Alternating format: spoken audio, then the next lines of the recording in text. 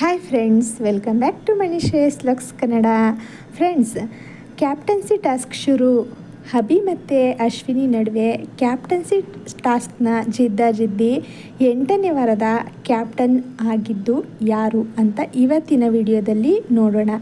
ಅದಕ್ಕೂ ಮುಂಚೆ ಯಾರೆಲ್ಲ ವಿಡಿಯೋನ ನೋಡ್ತಾ ಇದ್ದೀರಾ ದಯವಿಟ್ಟು ಸಬ್ಸ್ಕ್ರೈಬ್ ಆಗಿ ವಿಡಿಯೋನ ನೋಡಿ ಮತ್ತು ಲೈಕ್, ಶೇರ್, ಕಾಮೆಂಟ್ ಮಾಡೋದನ್ನು ಮರಿಬೇಡಿ. ಫ್ರೆಂಡ್ಸ್, ಬಿಗ್ ಬಾಸ್ ಕೊಟ್ಟಿದ್ದ ಕೊನೆಯ ಟಾಸ್ಕ್ನಲ್ಲಿ ಗಿಲ್ಲಿಯವರು ಬೆಂಕಿ ರೀತಿ ಆಟವಾಡಿದ್ರು. ಗಿಲ್ಲಿಯವರ ತಂಡದಿಂದ ಗಿಲ್ಲಿಯವರು ಕ್ಯಾಪ್ಟನ್ಸಿ ಆಯ್ಕೆಗೆ ರಾಶಿಯವರನ್ನು ಆಯ್ಕೆ ಮಾಡ್ತಾರೆ.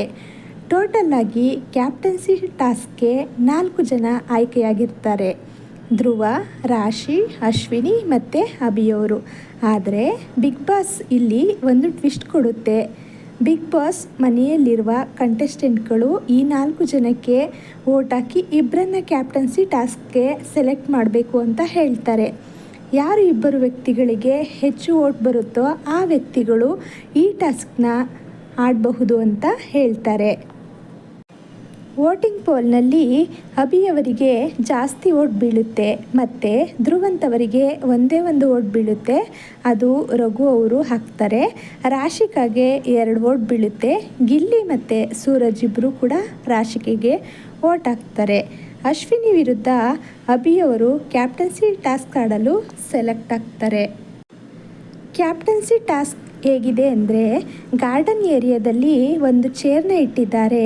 ಇವರು 1, 2, 3 ಅಂತ ಕೌಂಟ್ ಮಾಡುತ್ತಾ ಹೋಗಬೇಕು.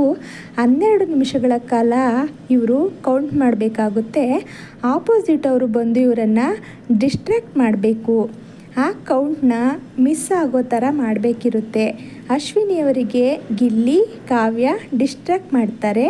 ಅಭಿಷೇಕ್ಗೆ ಜಾನ್ವಿ ಮತ್ತು ರಕ್ಷಿತಾ ಅವರು ಡಿಸ್ಟ್ರ್ಯಾಕ್ಟ್ ಮಾಡ್ತಾರೆ.